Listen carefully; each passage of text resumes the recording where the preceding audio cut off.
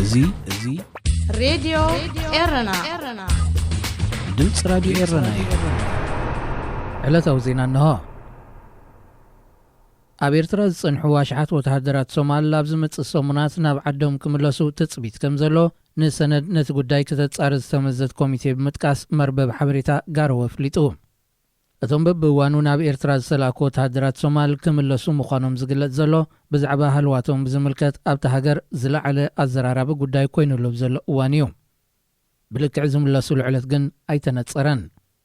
ንታዕሊም ናብ ኤርትራ ዝሰላኩ ወተሃደራት ሶማል ጉዳይ ሃገራዊ ድሕነት ስለ ዝኾነ ክዝተየሉ የብሎን ክብል ሚኒስተር ዜና ዑስማን አቡበከር ዱበ ኣቐዲሙ ገሊጹ እዩ።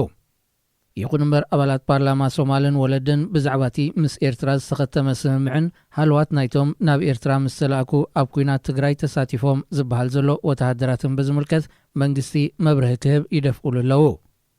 ካብ ቀዳማይ ሚኒስተር ጀሚርካ ሚኒስተር ምክልኻል ይኹን ሚኒስተር ውሽጣዊ ጉዳያትን ጠቕላላ ሓለቓ ስታፍ ሰራዊት ሃገርን ዝርከብዎም መብዛሕትኦም ሰበስልጣን መንግስትን ኣዘዝቲ ሰራዊትን ሶማል ብዛዕባ መልኣኽ ወተሃደራት ሶማል ናብ ኤርትራ ኣፍልጦ ከም ዘይብሎም እዮም ዝገልጹ።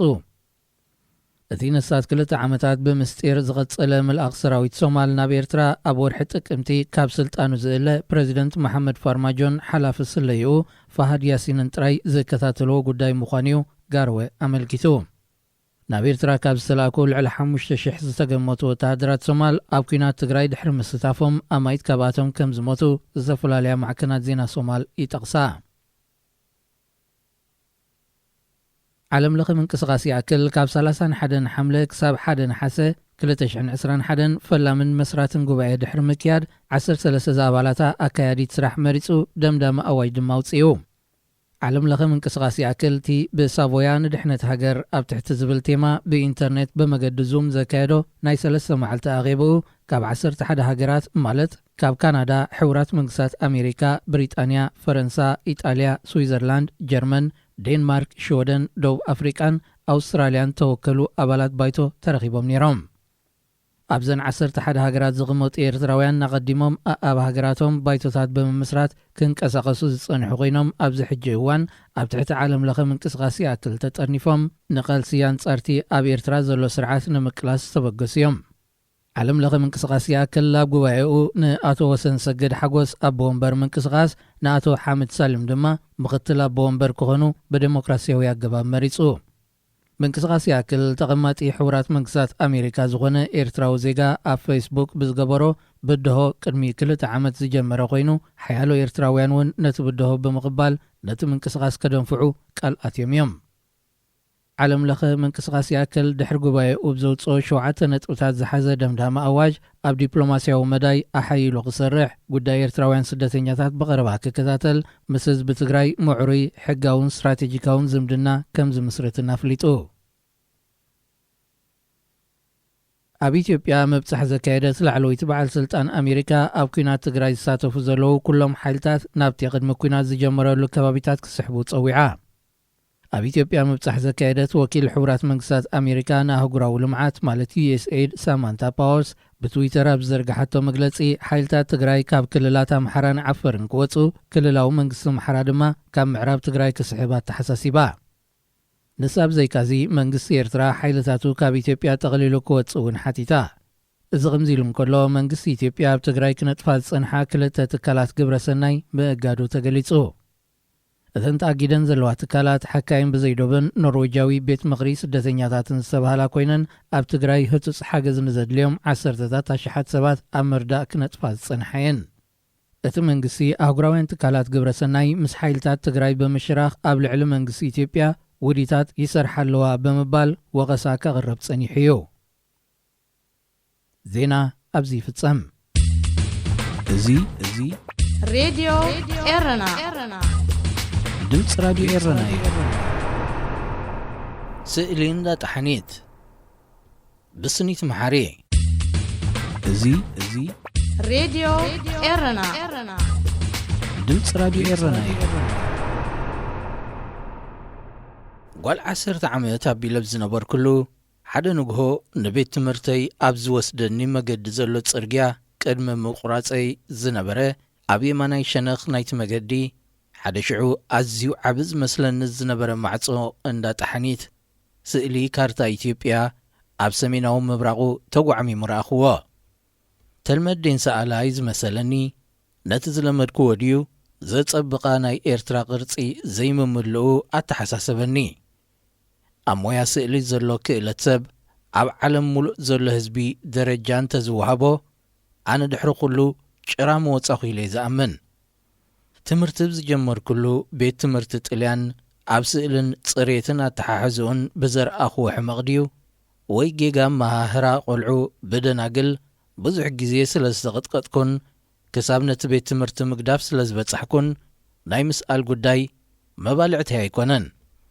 ቅድሚ ነዊሕ ዓመታት ንመጀመርያ ኣብስትራክት ዝበሃል ስእሊ ምስ ረኣኹ ልክዕ ነቲ ኣነ ብቈልዓይን ከለኹ ዝስእሎ ዝነበርኩ ጭሕግርጋር ተመሳሲሉኒ መናብ ዝጸይቕ ኢሉኪ፣ መናብ ዝሓንጽጽ ኢሉኪ፣ መናብ ዝሕብሪ ልኸይ ኢሉኪ ተባሂለ ዝተቐጻዕኽዎ ዘከርኩ እሞ ዕድለኛ እዩ ነዚ ዝስእል ከምዚ ኸማይ ብንእሽትኡ ባላሽኻ ተባሂሉ ኣይተቐጽዐ ንኸውን ኣሰማሰልኩ ንበይነይ። እቲ ብቑር ዓይነይ ኣብስትራክት ከም ዝበሃል ዝነገሩኒ ስእሊ እንታይ ይብል ከም ዝነበረ ክርድኦም ምስ ፈተንኩ እሞ ኸዓ ዝገደደ ኣቕቢጹኒ ገደፍክዎ።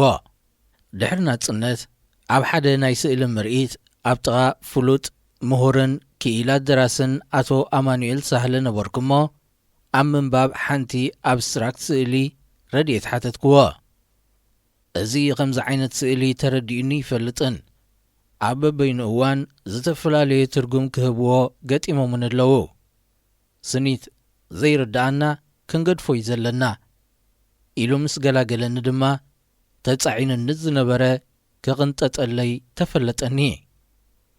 ሕጂ ኸሓስቦን ከለኹ እቲ መቕጻዕቲ ናይታ መምህርን ዋሕዲ ትዕግስትን ስእሊ ምስኣል ዘጽላእኒ መስለኒ። በቲ ሕብርታት ጥራዛውተይ ክዳውንተይ ኮፍ መበልየይ ኣባላሹ ከም ዝነበርኩ ዝከር። ብሰንክታ ብማህረምቲ ዘሰካሓትኒ ድንግል እቲ ጽላኣት ምስኣል ምሳይ ዓብዩ ክሳብ ሕጂ ነዛ ቐጥ ዝበለት መስመር ክስእል እየ ዘይደሊ። እዝጌሄር እውን ዘውፅኣኒ ክስእል እየ ዘይደሊ እምበር ስእሊ ክርኢ ኣጸቢቐ እየ ዝፈቱ። ሓደ ሓደ ግዜ ካብ ምስ ዝፈልጦ ህያው ሰብ ምስ ዘይፈልጦ ስእሊ ምዕላል ብርሃኒ።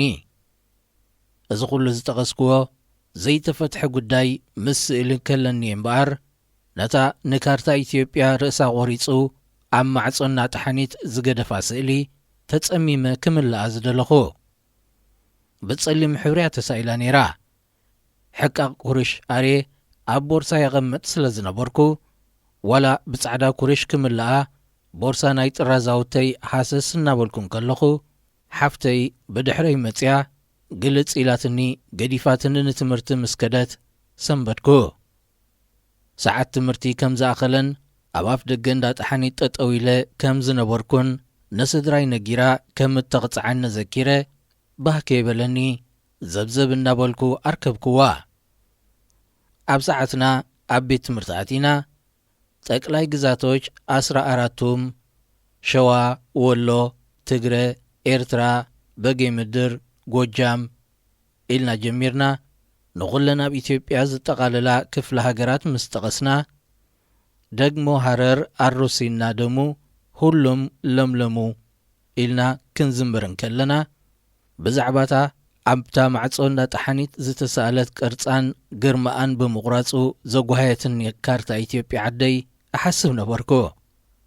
ካብ ትምህርቲ ምስ ተፈደስኩ እታ ቁራጽ ስእሊ እውን ኩላ ተደምሲሳ ጽንሓትኒ እሞ ፈኾሰኒ። ንጽባሒቱ ንጎህ ድማ እንደገና እታ ካርታ ኢትዮጵያ ርእሳ ተቖሪጹ ተሳኢሉ ኸይኣክል ኢትዮጵያ ትውደም ተጻሒፉላ። ንኤርትራ ክፍለ ሃገር ከዓ ፈልዮም ስኢሎም ኤርትራ ትቕደም ተጻሒፍዋ ነበረ። እቲ ብድሕሪኡ ነታ ካርታ ኢትዮጵያ ክሳዳ ቖሪጹ ዝሰኣለ ከምዚ ኸማይ ንስእሊ ዘይተዓደላ ኣጻብዕ ዝተዓደለ መሲልኒ ሸለሊሉ እየ ዝነበርኩ ኮነኢሉ ምጽያቑ ሕረቐኒ። ሒስኩምን እንተሊኹም ኣብቲ ማዕጾና ጣሓኒት ርእሲ ኢትዮጵያ ዓደይ ተቖሪጹ ተሳኢሉ ኢለ ዝቝጣዕ ዘለኹ። መን ምዃኑ ዘይፈልጥ ኣብ ኣፍ ደገ እንዳጣሓኒት ስእሊ ኢትዮጵያ ንኤርትራ ቖሪጹ ክስእልን ትውደምን ትቕደምን ክጽሕፍ ወናን እንዳጣሓኒትን ካልኦት ክድምስሱን ተረባረቡ። እዚ ሰኣላይ ስለምንታይ ምዛ ስእሊ ካርታ ኢትዮጵያ ይተሃላለኽ ከም ዘሎ ጋንኮነኒ ኣይዶንጎየን ከዓ ቤት ትምህርቲ ተዓጺዩ ካብ ኣዲስ ኣበባ ዝመጹ ተምሃሮ ዩኒቨርሲቲ ነተምሃሮ መባእታን ማእከላይ ደረጃን ክረምታዊ ትምህርቲ ብናጻ ክምህሩ ፈቓደኛታት ስለ ዝነበሩ ብሓጎስ ተመዝገብና። ንሶም ብጉርሖም ንሕና ብገርህና ኣብ ቤት ትምህርቲ ምስ ተራኸብና ግን እቲ ዝበዝሐ ናይ ትምህርቲ ጊዜኦም ብዛዕባ ኤርትራ ክዛረቡ ከሕልፍዎ ጀመሩ። ፈተና ዘይብሉ ሰሚዕካያ ዘይትፈልጥ ምስማዕ ባህበለንን ንመጀመርያ ጊዜ ምስጢር ናይታ ኣብ እንዳጣሓኒት ትስኣል ጓዕማም ስእሊ ኢትዮጵያን ኤርትራን በርሃለይ።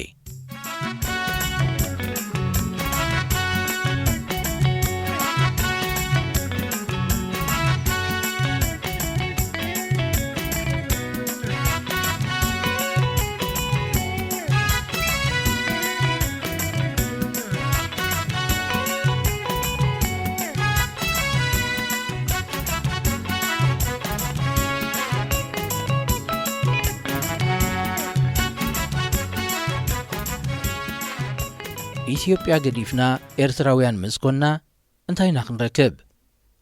ኣብ ዕረፍቲ ጊዜ ንሓድሕድና ቶም ተምሃሮ ንተሓታተት ገለ ካባና ፍርዝን ዝበላን ዓበይቲ ሕዋት ዝነበርወንን ነበራ እሞ በቃ ኩሉ ትምህርቲ ብትግርኛ ይክኸውን ይምልሳልና። ትግርኛ እዚ ትግርኛ ንዛረበሉ ዘለና ንዕኡ ዳ እንታይ ክንመሃረሉ? ቀዳሚቲ ዘይተረዳእትን ንሕቶ ቕረብኩ። በቃ ኩሉ ቐሊል ኩሉ ንምልሶ። እታ ነቲ ጉዳይ ዝያዳ ትፈልጥ ትምልሰልና። ሓንቲ ካልእ ኸዓ ኣቦይ ክዛረቦ ዝሰማዕኩ ግን ሃብታም መሬት ወደብ ባሕሪ ኣለና፣ ኣምሓሩ ዓዶም ምስከዱ ኩላትና ሃብታማት ክንከውን ኢና ኢላ ከምዚ ዘበን እንእኒ ሕምባሻ እንከሎ እምኒ ዝመሳሰል ጽውጽዋይ ኣስማዓትና እሞ ሕጉስ ፍንጭሕ በልና። መዓስ እዮም ኣምሓሩ ዓዶም ዝኸዱ? ባዕሎም ድዮም ዝኸዱ? ብኸመይ ዝብሉ ሕቶታት ግን ልዕሊ ዓቕምተን ወሃብቲ ሓበሬታ ኮይኑ ተላዒሉ ክነሱ ከይተመለሰ ተሰግረ። ካልእ ኮፍ መባህልትና ኸዓ ድሓር ከዓ ኣዋልድ ነምሓሩ ኣይምርዓዋን እየን በለት። እዚኣ ኸዓ ካብተን ደስ ዝብላኒ ሓበሬታ ስለ ዝነበረት ተገዲሰ ስለ ዝሰማዕክዋ ክሳብ ሎም ይረሳዕክዋን።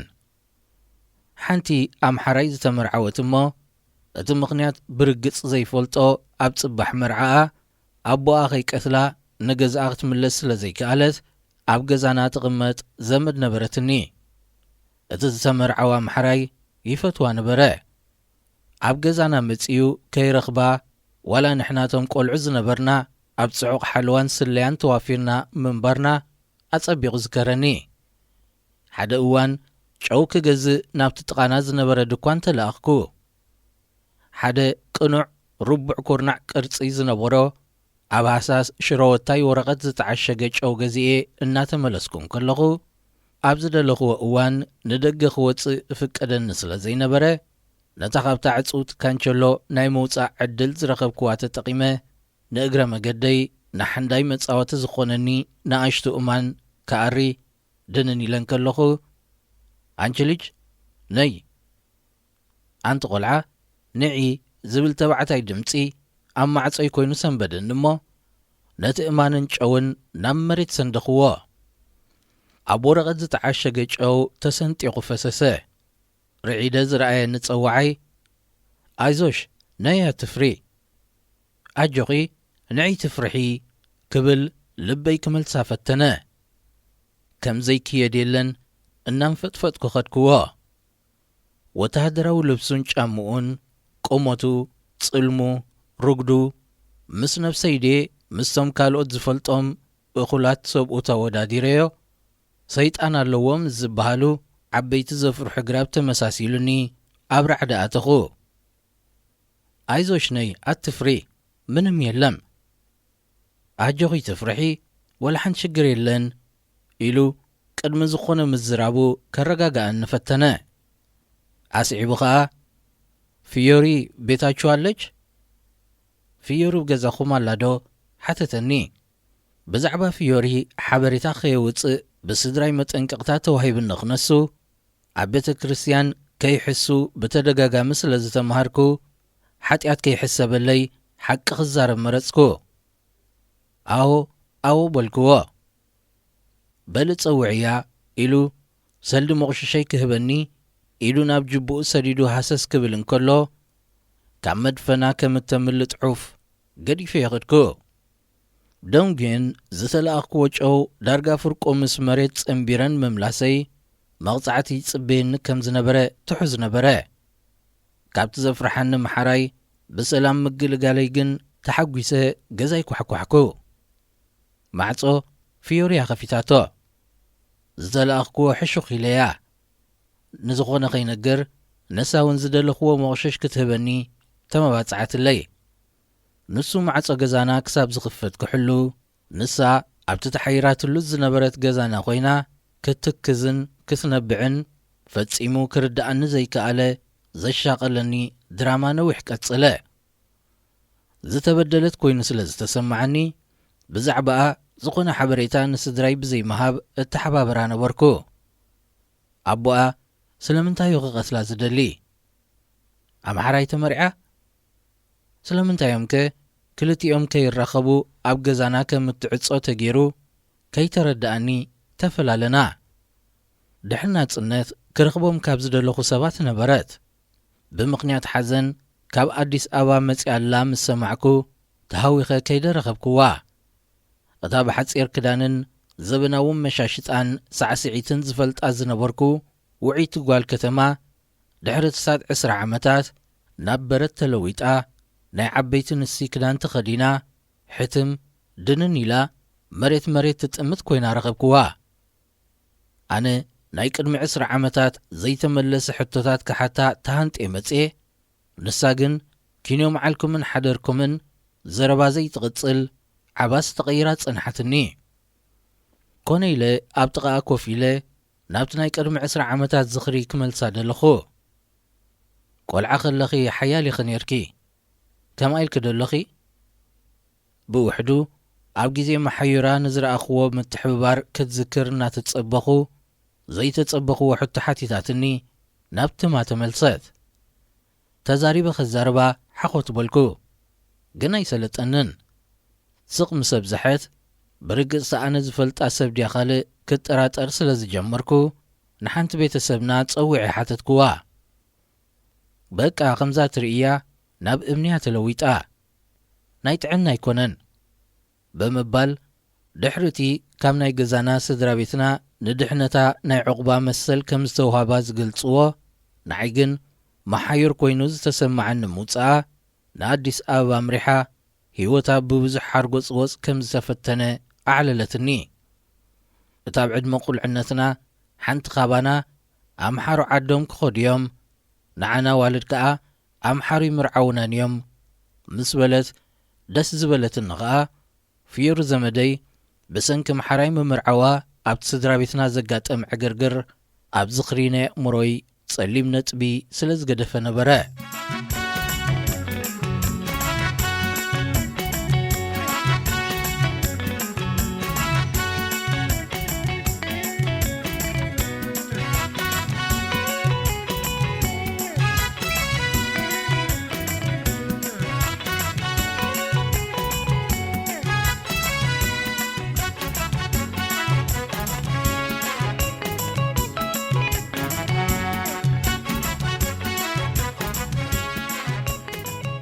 ብሳላቶም መምሃራናት ዝነበሩ ተምሃሮ ዩኒቨርሲቲ ኣብ ሓንቲ ናይ ክረምቲ ትምህርቲ ጥራይ ብዛዕባ ኤርትራን ኢትዮጵያን ተጋደልትን ወተሃደራትን ፊደል ቆፂርና ነተጋደልቲ ሰብ ድዮም ዝተፈልዩ ፍጥረት ክንፈልጥ ክንርኢ መገዲ መዓልቲ ዝኸድና መሲሉና 2 ኪሎ ሜትር ካብ ከተማ ከይረሓቕና ሓመድ መሲልና ተመለስና ልዕሊ ኩሉ ዝተሃወኽ ኩሉ ግን እቲ ነቲ ጻዕርን መጽናዕትን ዘድልዮ ዝመሰለኒ ብትግርኛ ክመሃር ነበረ ነቲ ሰኣላይ ናይ ማዕጾ እንዳጠሓኒት ኢትዮጵያ ዓደይ ርእሳ ቖሪጹ ስኢሉለይ ከም ዘይተቖጣዕክዎ ድሮ ብዛዕባታት ዝተፈልየት ብሃብቲ ዝዘቕበበት ኤርትራ ክሓስብ ግዜ ይወሰደለይን ጉዳይ ኤርትራን ኢትዮጵያን ካብታ ኣነ ዘርከብ ኩሉ ጥራይ ብዙሕ ዓመታት ሓሊፉ ክነሱ ገና ምስ ደሙ እዩ ዘሎ እቲ ወትሩ ዘተሓሳስበኒ እዚ ርእሲ እዚ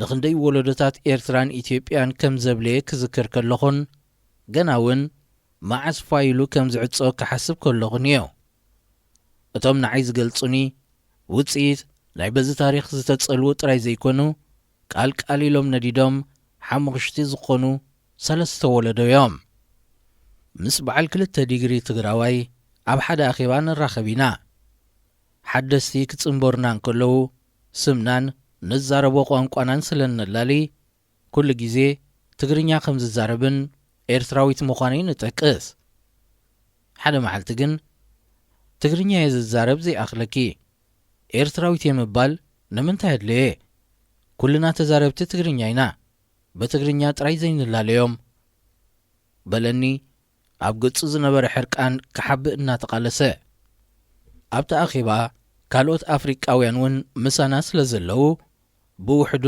ኣምሓርኛ ዝዛረቡ ኢትዮጵያውያን ኢና ክብሉ ሶማላውያን ኢና ክብሉ ስለ ዝስምዖም ናቶም ቅቡል ወሲዱ ናይ ኤርትራ ዕረ ስለ ዝጠዓመቶ ገረመኒ ነቶም ንላለዮም ጸዓዱ ካበይ ዓዲ መጺና ናይ ዓዲ ቋንቋ ንዛረብን ክንደይ ዝኣክል ህዝቢ በቲ ቋንቋ ይዛረብን ኣገዳሲ ስለ ዝነበረ ክጉሰ ዝከኣል ኣይነበረን ብዙሕ ግዜ ቋንቋ ትግርኛ ኣብ ኤርትራን ኢትዮጵያን ዝዝረብ ብዙሕ ህዝቢ ዝጥቀመሉ ፍሉጥ ቋንቋ እዩ ኢለ ክዛረብ እንከለኹ ንዓይ ጽቡቕ ክስማዓኒ እንከሎ እዚ ትግራዋይ እውን ዝሕጐሰለይ ዝነበረ እዩ ዝመስለኒ ዝነበረ ኤርትራውያን ኢና ክንብል እንከለና ዝበዝሑ ምሓሩ ከም ዘይሕጐሱ ፈልጥ እየ ትግራዎት ባህ ከም ዘይብሎም ባዕለይ ዝረኸብክዎ ጭቡጥ ናይ ምሁር ሓበሬታ ግን ንመጀመርያ ግዜ ይነበረ ኣብ ዶብ ጀርመን ዝነብሩ ቋንቋ ጀርመን ዝዛረቡ ሆላንዳውያን እምበር ጀርመናውያን ኢና ክብሉ ይሰማዕክዎምን ሓደ ኢትዮጵያዊ ሓበን እናተሰምዖ ኢትዮጵያዊየ ክብል እንከሎ ኣነ ዘይሓርቕ እንተሃልየ ኣነ ኸኣ ኤርትራዊትየ ክብል ከምታ ዘይተጻባእክዎ ክሓድገኒ ጥራይ ዘለዎ ኣነ ኤርትራዊትየ ዝብለሉ ከምቲ ኩሉ ግዜ ብብዙሓት ዝደጋገም ምርጫይ ዘይኮነ ዕጫይ ኣብኣ ስለ ዝኾነ እዩ ሰራውረይ ኣብ ኤርትራ ስለ ዘለዩ ኣበይ ደኣሞ ክንከይድ መን ኢና ደኣሞ ክንብል ዝድለ ዘሎ ቅድሚ ምውላደይ ምርጫ እንተዝወሃበኒ ምናልባት ዓለም ምተሓሰምክዋ ወይ ከዓ ሰብ ኮይነ ክነብር ጥራይ ዝፍቀደለይ ዓለም እንተኾይኑ ጥራይ ምተጸንበርክዋ ኮይኑ ስማዕኒ እዞም ዕባይ ናጽነት ዝኾኑ መንስያት ኤርትራ መብዛሕትኦም ኣምሓርኛ ከም ዘይክእሉ ዝዘከርኩ ንእሽተይ ሓፍተይ ሓንቲ ድራማ ክትርጉመላ ሒዛትለይ ምስ መጸት እዩ ኢትዮጵያውያን ኣምሓርኛ ኣይክእልን እየ ንዝበሎም መንእሰይ ኤርትራ ክእፈፍዎን ናይ አንድነንኮ ጎስጓስ ከስምዕዎን ልሙድ እዩ ምስ ኢትዮጵያውያን ስለ ዝቕመጥ ተርጓሚትን ሸምጋሊትን ዝኾነሉ ግዜ ብዙሕ እዩ ካልኦት ኢትዮጵያውያን ንትግራዎት አንድነንኮ ክብልዎም ግን ሰሚዐ ይፈልጥን ብፍላይ ኣብዚ እዋንዚ ንትግራዎት ካብቲ ካርታ ኣልዮም ናባና ናብ ኤርትራውያን ሰጊሮም ብናይ አንድነንኮ መዝሙር ዘጽምሙና ደኣ እንታይ ሓድሽ ነገር ተረኺቡ ኢትዮጵያውያን ካብ ኤርትራ እንታዮም ዝደልዩ ንሕና ኤርትራውያን ከ ናበይ ክንከይድ ህዝቢ ኤርትራ ምርጭኡ እንተኾይኑ እትረፍ ምስታ ብብዙሕ ረብሓታት ዘተኣሳስራ ኢትዮጵያ ምስ ጅቡትን ሱዳንን እንተሓቢሩውን ከም ዝኾነ ፍጻሜ ኣቕሊሎም ካብ ዝርዩ ሰባት እየ ሰብ ዝሰርሖ ሰብ ክፍንጥሖ ከም ዝኽእል ርዱእ እዩ ዕድልና ዕድል ኩሎም ኣፍሪቃውያን ኮይኑ እቶም ቁርስቡን ዝገበሩና ሰብ ስግር ኣተዓዳድላ የጸብቑልናን ሓደ ኣብ ኤርትራ እንከሎ ብሕሉፍ ሃገራውነቱ ዝፈልጦ ዝነበርኩ ናይ ሕጊ ምሁር መንእሰይ ኣብዚ ቀረባ እዋን እናዕለልና እንከለና ሕጅስ ገዲፍኒዩ እታ ሃገር ናይ ዝብል ሕማም በዚ ሞያይ ናይ ሃገራት ታሪክ ከጽንዕ ምስ ጀመርኩስ ታሪክ ሃገራት ካብ 400 ዓመታት ከም ዘይበዝሕ ፈሊጠ እዚ ናይ ሃገራት ኣቃውማ ታሪኽ ጥልቕ ኢልካን ተመርሚርካዮ ብዙሕ ትርጉም ዘለዎ ኣይኮነን፣ መብዛሕትኡ መስሓቕ እዩ በለኒ። ኣብዚ መስሓቕ ታሪኽ ሃገራት ደም እናተሓለብና ንነብር ዘለና ኣሕዛብ ከነዕርፍ ኩልና ህዝቢ ዓለም ከምዚ መንእሰይ ክንሓስብ ሓቢርና ክንስሕቕ ተመነኹ። ሓደ ግዜ ድማ ንሓደ ብዙሕ ብዛዕባ ታሪኽ ዝፈልጥ መሳርሕተይ እዚ ናይ ኣፍሪቃ መግዛእታዊ ዶባት ዝበሃልሲ ኣፍሪቃውያን ባዕሎም ዳግም ሪኦም መሊሶም ከም መሓይሽዎ ኣይክእሉ እንዲኦም ክብል ሓተትክዎ። ከምኡ ኢሎም ዝመራመሩ ስኮላርስ ኣለዉ፣ ግን ኣይከኣልን እዩ ክብል መለሰለይ። እንታይ ዳ እዩ ዝከኣል? በብዓቕምና ሃውቲስና ከምዚ ኤሮጳውያን ደደቦም እንከለዎም ኩሎም ብማዕረ ስለ ዝደለይዎ ብሰላም ተሓባቢሮም ዝነብሩ ዘለዉ ጥራይ እቲ ዝበለጸ ምርጫ ምዃኑ መረጽና። ኢትዮጵያውያንን ኤርትራውያንን ብሓባር ንሓደ ሃገር ብማዕረ ክደልይዎ ክሳብ ዘይጀመሩ ድማ ዝመጸ ፍታሕ ይምጻእ መፍትሒ ኣይኮነን። ኢትዮጵያ ክስመ ኸሎ ሓበን ኤርትራ ክጥቀስ መርዘን እናተሰማዓካ ተስምዖ ናይ አንድነን ቁዛመ ግን ምጽናትን ሞትን ዘርድእ እዩ። ሞት ብሞቱስ ንሞት ብሞት ዝደለናዮ መሊኡ ዝተኻዕወ ታሪኽ ኣለና። እዚ ሬድዮ ኤረና ድምፂ ራድዮ ኤረና እዩ። መንእሰይ ኮንካ ብዝተፈላለዩ ነገራት ክትጽሎ ባህርያዊ እዩ። ባዕልኻ ፈቲኻ ትጋገዮ ጥራሕ ዘይኮነ ጸቕጥ መዛኑውን ኣብ ዓብዪ ጌጋ ከውድቐካ ዘለዎ ተኽእሎ ብዙሕ እዩ። መዛኑኻ ዝገበርዎ ዘይምግባር ወይ ዝተጋገይዎ ዘይምግጋይ ዓብ ስዕረት ኾነካ። መንእሰይ ኮንካ ንገዛእ ምስልኻ ክትስእል ዘለዎ ተኽእሎ ኣዝዩ ኸቢድ እዩ። ኣብ ሕብረተሰብ ኤርትራ ኣብ ኣተዓባብያ ቆልዓ ዓብዪ ሃጓፍ ተፈጢሩ። ሓንቲ ስድራ ቤት ብዝተፈላለዩ መንገድታት ፋሕፋሕ ምስ በለት ነቶም ንኣሽቱ ዝሃንጾም ወይ ዝኹስኩሶም ኣካል ዘየለ ኸውን እሞ ኣብ ደገ ዝተማህርዎ ከየጋናዘቡ ክጋገዩን ናይ ገዛእ ርእሶም ምስሊ ኣየናይን እንታይ ይመስልን ንኸየስተውዕሉ ይቕሰቡ። ውፅኢት ናይዚ ኣብዚ ሎሚ እዋን ኣብ መብዛሕትና መንእሰያት ይርአ ኣሎ። ዝኸበርኩም ተኸታተልቲ መደብ መንእሰያት ንሎም መዓልቲ እምበኣር ነብሰ ምዃን ዝብል ጽሑፍ ሒዝናልኩም ክንቀርብ ኢና። ክትከታተሉና ብኽብሪ ዝዕድመኩም ኣኽበረት መሓሬ። ሰናይ ጸንሖት። መደብ መንእሰያት ኣብ ሬድዮ ኤረና። ንስኻ ንመን ትመስል? ወይ ንስኻ መን ኢኻ? ንስኻ ንገዛእ ርእስኻ ጥራሕ ኢኻ ትመስል? ንስኻ ኢኻ። ርእስኻ ማለት ከዓ መጀመርያ ትተሓስቦ ብድሕሪኡ ከዓ እቲ ትገብሮ ማለት እዩ። ንስኻ ዝተገልጸ ኢኻ። ምናልባት ሰባት ምትራር ኣፍንጫኻ፣ ምንዋሕ ጸጉርኻ፣ መቐሕካን ምጽላምካን ተዓዚቦም ነቦኻ፣ ነዴኻ ወይ እውን ንቐረባ ዝማድካ ትመስል ብምባል ነቲ ካብ ስጋ ዝተሰርሐ ኣካልካ ኣመሳሲሎም ምስልኻ ክነግሩኻ ይኽእሉ እዮም። ንስኻ ግና ብዘይካ ንባዕልኻ ንትመስሎ ፍጡር የለን። ኣብዚ ዓለም ንዓኻ ዝመስል ፈጺሙ እዩ የለን። እቲ ንዓኻ ዝመስል እንኮ ንስኻ ኢኻ። ካልእ ከማኻ የለን። ከማሁ ዘይብልካ እጹፍ ፍጥረት ኢኻ። መፍጣርካን ምህላውነትካን ኣገዳስነቱ ብዋጋ ክትመን ዘይክእል ጸጋ ትዕድልቲ ምዃኑ ነፍሲ ወከፍ ደቓይቕ ክትዝክሮ ዘለካ ነገር እዩ። ንስኻ እንተዘይሃሊኻ ንዓኻ ዝትክእ ከቶ የልቦን። ንስኻ ሓደ ኢኻ። ምናልባት እውን ንገለ ሰባት ዓለም ምልእት ኢኻ። ንስኻ ነዚ ኣድማስ ሓደ ድንቂ ጽባቐ ዝወነንካ ፍጡር ኢኻ። ኣድማስ ንዓኻ ዝመስል ሰብ ብዘይ ምህላው እቲ ክቡር ህያቡ ንስኻ ኢኻ። ተፈጥሮ ነቶም ንዓኻ ዘይመስሉ ካልኦት እውን ከከም ፍልይልነቶም ብፍቕሪ ሓቒፋ ክተንብሮም ግዴታ ኣለዋ። ኣብ ህይወትካ ናይ ውልቂ ናጽነት ኣለካ። ንመሰል ካልኦት ብዘይትንክፍን ዘይገፍፍን ኣገባብ ከም ድሌትካን ከም ዝምችኣካን እንዳኾንካ ንበሮ። ካልእ ኮንካ ክትፍጠር ሕጊ ተፈጥሮ ምርጫ ካብ ዘይሃበካ ንስኻነትካ ተቐበሎን ኣፍቅሮን። ዘለውኻ ሕማቓትን ጽቡቓትን ጎነታት ንምፍላጥ ካብ መፍታን ኣይተባትኽ። ኣብ መዓልቲ ንዝተወሰነ ደቓይቕ ኣብ ውሽጥኻ ጣሓል። እቶም ኣብታ መዓልቲ ክትገብሮም ዝወዓልካ ነገራት ምስ ገዛእ ርእስኻ ኣዕለሎም። መዓልታዊ እዚ ምስ ትገብር ንብርቱዕን ድኹምን ጎንኻ ኣብ ምፍላጥ ብቐሊሉ ክሕግዘካ ይኽእል እዩ። ብደጋዊ ትርኢትካ ዕግበት ይሃሉኻ።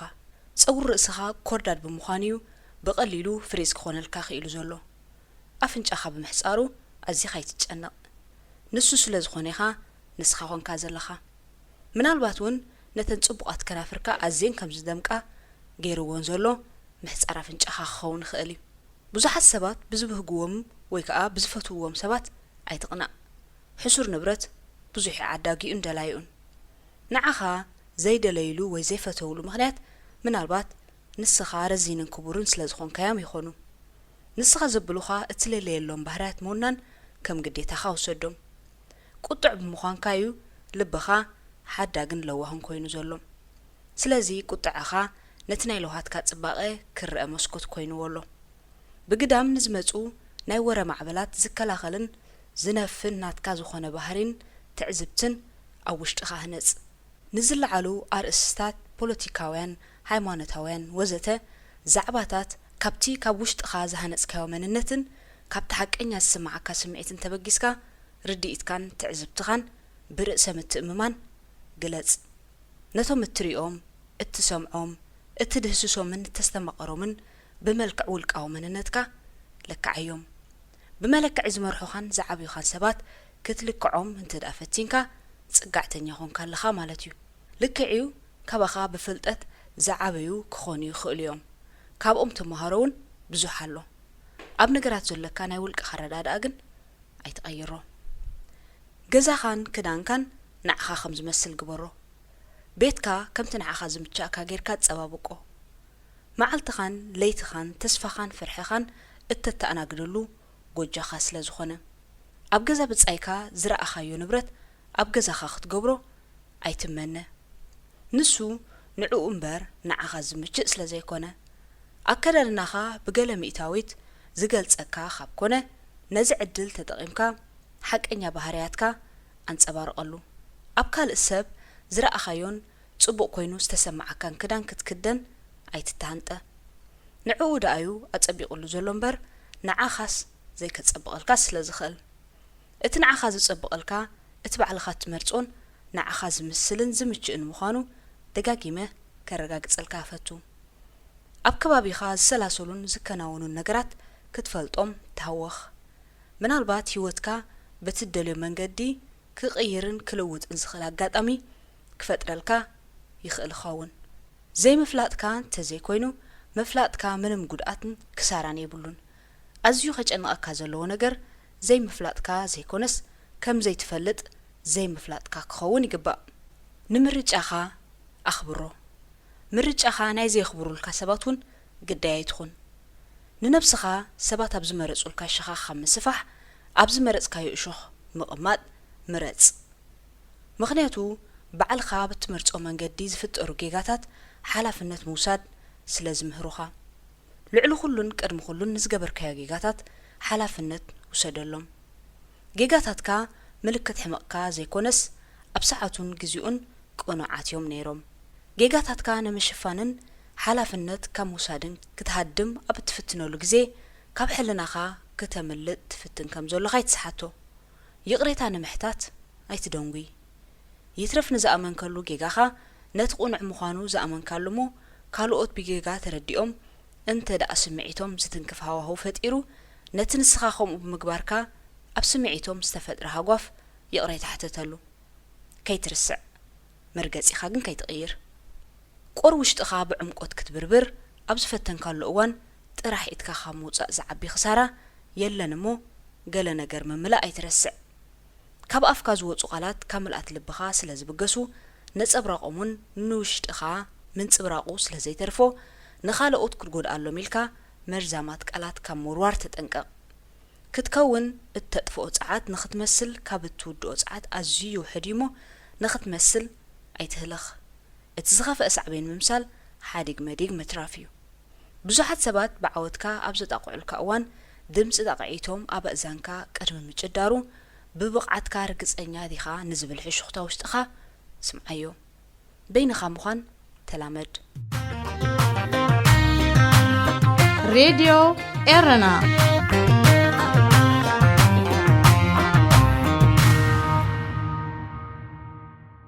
ብዙሓት ካልኦት መንገዲ ብምምራጾም ከይተሰናኸልካ ኣብ ናይ በይንኻ ዝወሰንካዮ ውሳኔ ብትብዓት ተጓዓዝ ገዛእ ነፍስኻ ምሕሳው መንፈስካ ዝቐትል መርዚ ኣለዎ ስለዚ ብገዛእ ፍቓድካ ኣብ ሓመድ ድበ መንፈስካ ካብ ዘውዕል ሓሶት ተቆጠብ ህይወት ክትሳተፈላን ክትፍትነላን እምበር ተዓዛባይ ክትከውን ኣይመጽኻያን ምፍታንካን ምስትታፍካን ከዓ ልዕሊ ዓወት ቆፂርካ ተሓበነሉ ዕድመ ንእስነትካ ብቁፅርታት ምልክዕ ገዲፍካ ብብዝሒ ዝወለድካዮም መንእሰያት ዝኾኑ ሓሳባት ገምቶ ንበር ኣብዚ ዓለም ነዛ ገዛእ ነብስኻ መሲልካ ተመላለስ እዚ ሬድዮ ኤረና ድምፂ ራድዮ ኤረና እዩ።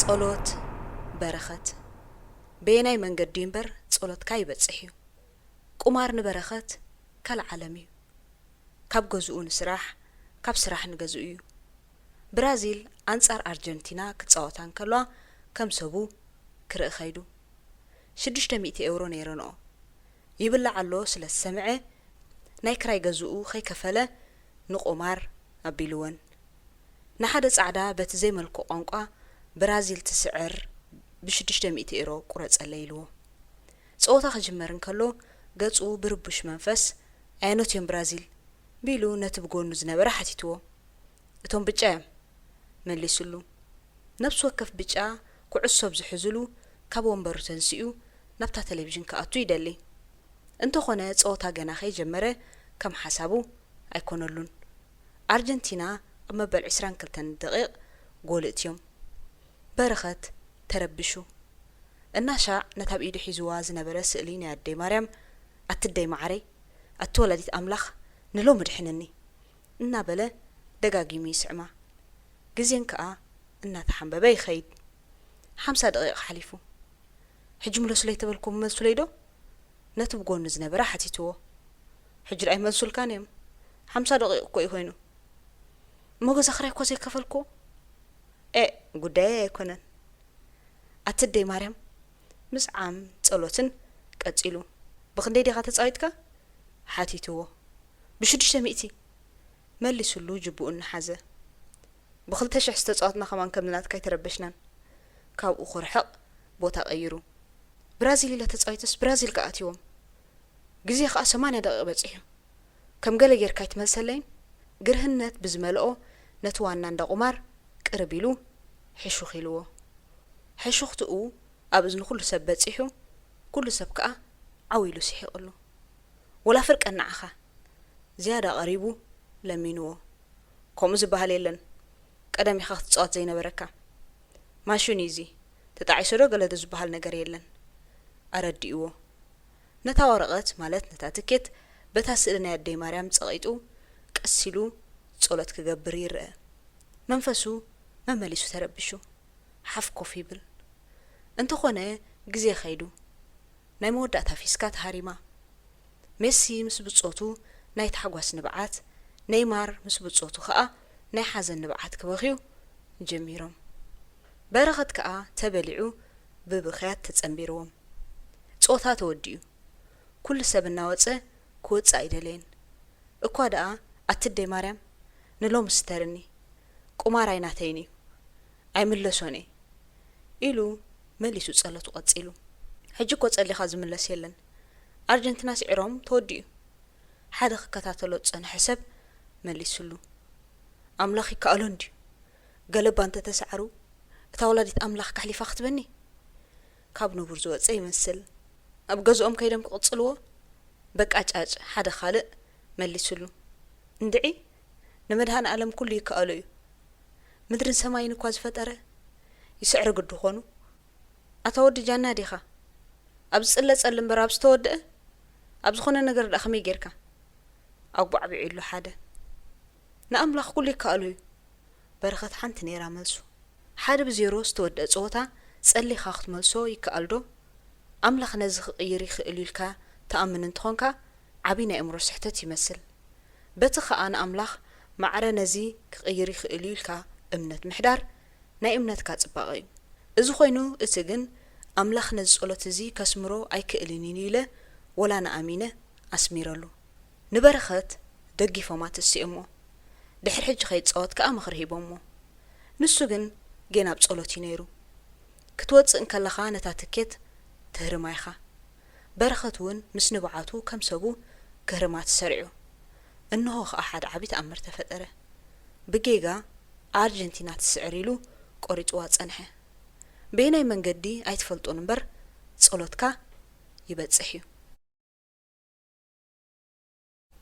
ጸሓፊ መርሃዊ ገብረ ሚካኤል እዚ ሬድዮ ኤረና ድምፂ ራድዮ ኤረና እዩ ዝኸበርኩም ተኸታተልቲ መደብ መንእሰያት ንሎም ዘዳለናዮ መደብ ከም ዝተኸታተልኩም እዩ ነይሩ ብዘቕረብናልኩም መደባት ዓጊብኩም ከም እትኾኑ እምንቶና እዩ ክሳብ ዝመጽእ ሐሙስ ብዝተረፉ መደባት ሬድዮ ኤረና ንሓድገኩም ሰናይ ቀነ መደብ መንእሰያት ኣብ ሬድዮ ኤረና